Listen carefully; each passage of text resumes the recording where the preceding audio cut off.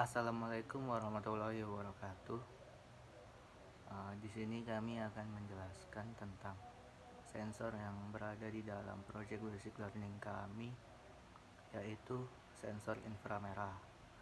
Di sini saya Hafiz Kholik Behaki dan teman saya Ivan Carlos akan menjelaskan tentang sensor infrared. Pertama, pengertian tentang sensor inframerah atau disebut infrared. Dalam bahasa Latin, infrared yaitu artinya infracahaya dan red merah. Sensor infrared adalah komponen elektronika yang dapat mendeteksi benda ketika cahaya inframerah terhalangi oleh benda. Sensor infrared terdiri dari LED infrared sebagai pemancar, sedangkan pada bagian penerima biasanya terdapat fototransistor, fotodioda atau inframerah modul yang berfungsi untuk menerima sinar inframerah yang dikirimkan oleh pemancar. Sensor infrared juga dibedakan menjadi 3 jenis, yaitu sensor infrared jarak dekat yang bersekitar dari 0,75 sampai 1,5 mikrometer.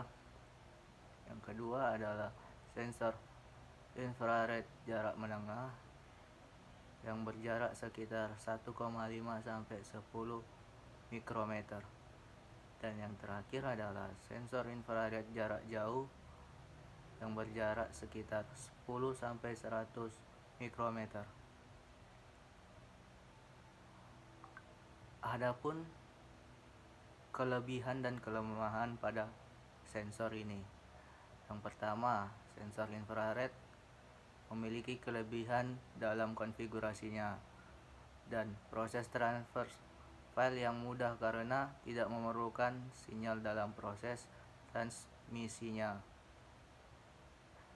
Ketiga, sangat praktis dipakai dalam transfer data yang berkapasitas kecil. Maka jika data yang didapatkan memiliki data yang besar, maka itu akan menjadi bumerang pada sensor infrared tersebut. Waktu di sini saya mengambil kelemahan pada sensor infrared, yaitu jarak transfer yang relatif dekat tidak dapat dilakukan pada jarak yang cukup jauh, seperti jarak-jarak yang telah saya tadi tentukan atau yang tadi saya bacakan. Ada jarak dekat, menengah, dan menjauh. Yang kedua, posisi transfer harus tegak lurus. Jika sedikit keluar dari derajat lurus, maka koneksi akan hilang. Jadi di sini infrared sendiri memiliki sudut terhadap sinyalnya sendiri. Maka jika tidak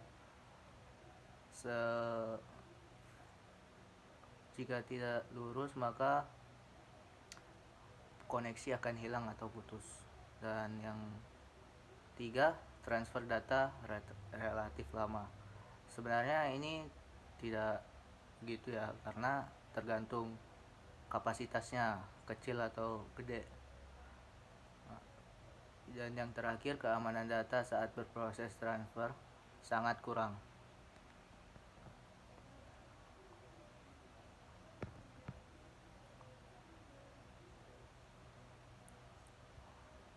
Berikut adalah prinsip kerja sensor infrared.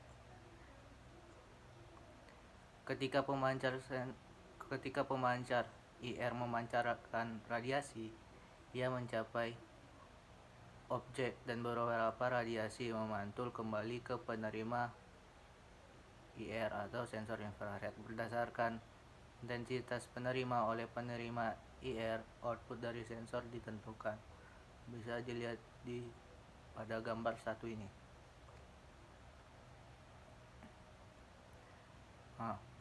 Terus ada dua prinsip. Yang kedua, prinsip kerja rangkaian sensor infrared berdasarkan pada gambar 2 adalah ketika cahaya infrared diterima oleh fototransistor, maka basis fototransistor akan mengubah energi cahaya infrared menjadi arus listrik, sehingga basis akan berubah seperti saklar, switch close, atau fototransistor dan akan aktif low secara sesaat, seperti gambar 3.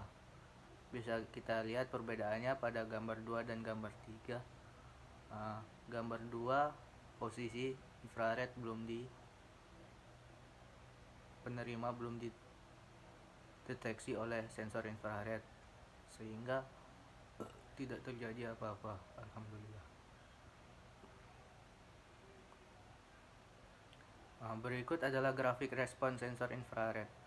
Grafik menunjukkan hubungan antara resistansi dan jarak potensial untuk sensitivitas rentang antara pemancar dan penerima inframerah.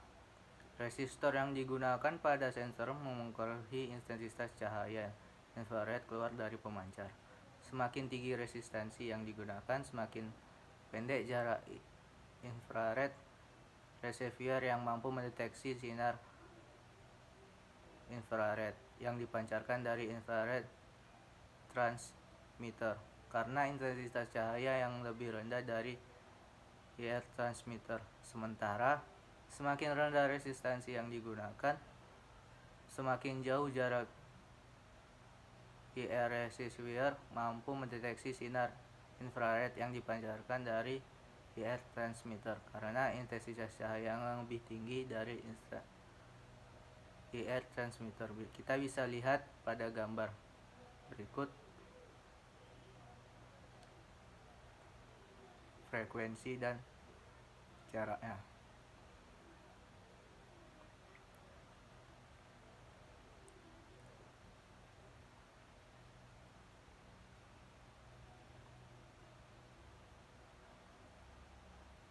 Berikut adalah cara kerja sensor infrared. Di sini saya mengambil contoh lampu otomatis dengan sensor infrared. Jadi saya mengambil kesimpulannya saja. Ketika logika bernilai 1, maka ada arus yang mengalir menuju R1, C1, C2 dan kolektor Q1. Arus yang menuju C1 dan C2 akan menuju ground, sedangkan arus yang menuju R1 akan menuju ke basis Q1. Karena ada arus di basis Q1, maka arus yang di kolektor dan basis akan mengalir menuju emitter, menuju R2, R3, dan R5. Arus pada R2 akan mengalir menuju C3 dan basis Q2. Arus pada R3 akan mengalir menuju basis Q3 dan C4. Kemudian arus pada C4 akan mengalir ke kolektor Q2. Karena ada arus pada basis Q2, maka arus mengalir menuju emitter lalu menuju ground. Karena ada arus pada R5, maka LED akan menyala lalu arus menuju kolektor Q3. Karena adanya arus yang mengalir di basis, maka arus di kolektor Q3 akan mengalir menuju emitter Q3 lalu ke ground.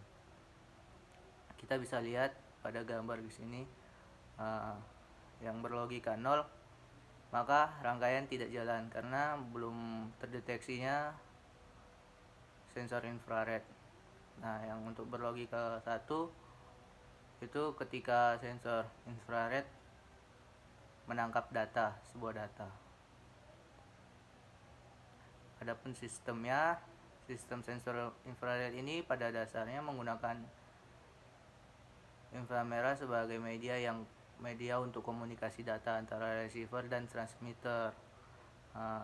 Dia akan bekerja jika sinar inframerah yang dipancarkan terhalang oleh suatu benda yang mengakibatkan sinar inframerah tersebut tidak dapat terdeteksi oleh penerima.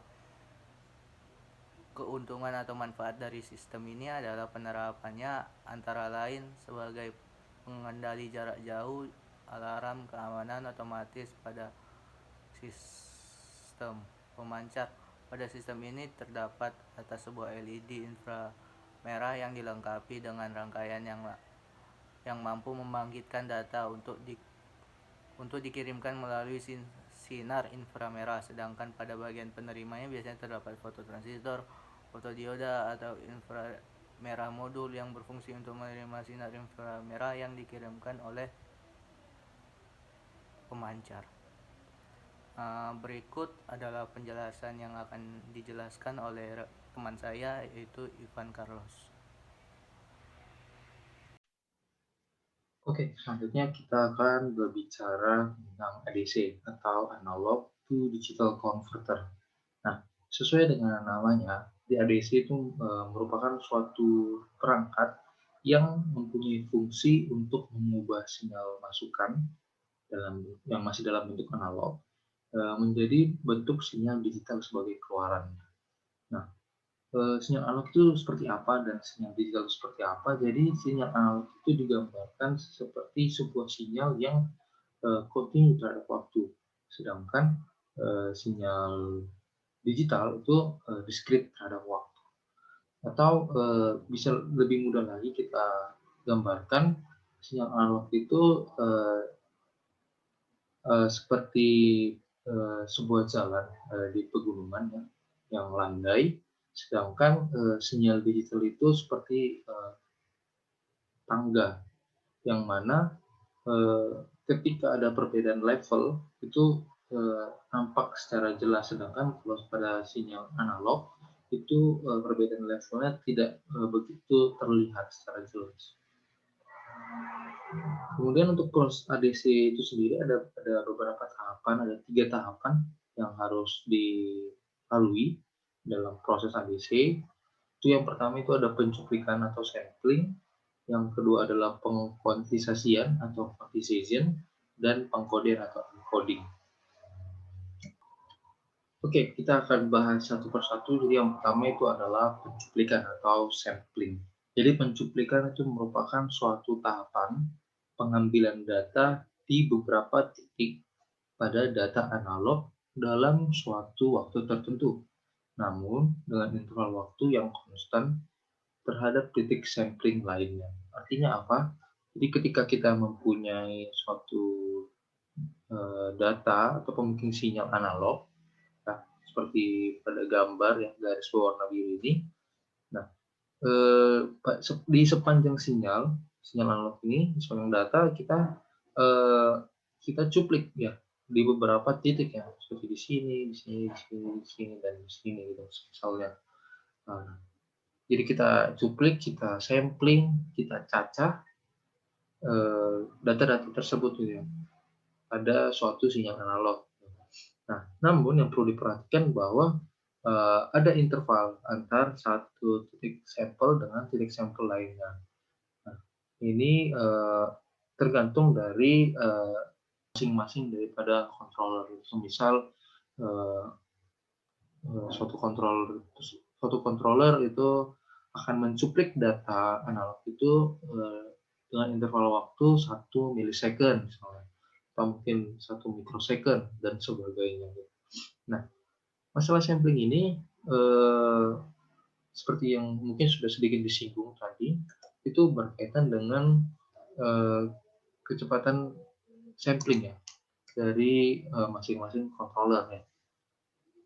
Artinya apa? Artinya semakin cepat sebuah perangkat dalam melakukan proses sampling, maka akan semakin rapat interval antar titik yang akan dicuplik sehingga datanya semakin akurat. Nah, ini bisa ditandai dengan bentuk sinyal yang semakin menyerupai bentuk aslinya gitu ya. Oke, selanjutnya yang kedua itu adalah pengkuantisasian atau quantization. Ya, jadi pengkuantisasian itu merupakan proses pengelompokan titik-titik sampling berdasarkan level-level tertentu. Gitu. Nah, level-level ini biasanya diwakilkan oleh suatu digit ya, dari 1, 2, 3, dan seterusnya. Nah, bisa dilihat pada gambar ya, setelah data-data di sampling ya, data-data di sampling itu akan dikelompokkan ke beberapa level gitu ya, mulai dari level 1, 2, 3, 4, dan seterusnya. Nah, kalau tadi sampling ini berkaitan dengan kecepatan sampling, ya, maka ketika kita bicara soal kuantisasi, ya, itu berkaitan dengan jumlah bit yang tersedia pada controller tersebut gitu loh. Ya, semakin tinggi atau semakin banyak jumlah bit suatu controller, maka jumlah levelnya pun akan semakin banyak juga yang mengakibatkan eh, data yang sudah dicuplik pun itu ketika kita kelompokkan akan semakin akurat lagi gitu loh. Karena bisa kita lihat ya pada gambar ketika suatu controller hanya memiliki 2 bit ya, maka di satu level tertentu itu bisa saja diisi oleh 2 atau sampai ataupun lebih daripada satu data gitu ya. Lebih daripada satu data, padahal secara kasat mata pun kita bisa lihat bahwa di masing-masing data terdapat perbedaan level sebenarnya. Sehingga data yang didapat pun akan kurang akurat gitu. Nah, berbeda halnya ketika suatu controller itu memiliki 4 bit. Gitu. Maka bisa saja itu di masing-masing level itu hanya tersedia satu titik sampel gitu, hanya terdapat satu titik sampel, 1 sampai 2 gitu. Yang artinya seperti yang disebutkan bahwa semakin tinggi jumlah bitnya, maka akan semakin akurat juga data yang dihasilkan, akan semakin baik lagi. Ini juga akan berpengaruh terhadap bentuk sinyal diskritnya, yang akan semakin menyerupai bentuk sinyal aslinya, sinyal analog. Proses yang terakhir, yang ketiga, itu adalah proses pengkodean atau encoding. Jadi proses pengkodean merupakan proses penetapan nilai digital ya, yang biasanya kita tahu itu dalam bentuk bilangan biner yang mewakili setiap level kuantisasi. Jadi setelah kita kelompokkan ya, setelah kita masukkan ke dalam level-level tertentu ya pada proses kuantisasi, nah digit-digit tadi ya 1, 2, 3, 4 dan seterusnya itu dirubah ke dalam bentuk bilangan biner. Jadi pengelompokan titik sampel tadi itu bukan berdasarkan nilai digit lagi, gitu.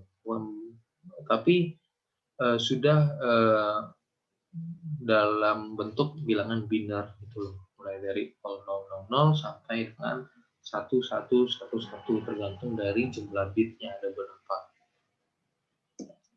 Nah, secara matematis ADC atau perhitungan nilai ADC ini dapat dituliskan sebagai berikut, yaitu ADC sama dengan tegangan input per tegangan referensi dikalikan dengan jumlah data. Dan jumlah data ini didapatkan dari 2 pangkat N ya, 2 pangkat N. N ini mewakili jumlah bit pada suatu controller. Jadi semisal ada suatu controller yang mempunyai 3 bit. Kalau 3 bit artinya 2 pangkat N, maka jumlah data sama dengan 8, maka nanti akan dikalikan dengan 8. Nah, atau mungkin pada Arduino ya, biasanya Arduino itu ada 10 bit, berarti 2 pangkat 10 itu 1024, maka nanti akan dikalikan dengan 1024. Oke, mungkin sekian itu saja penjelasan mengenai mulai dari sensor dan juga perhitungan ADC ya, dalam suatu sensor.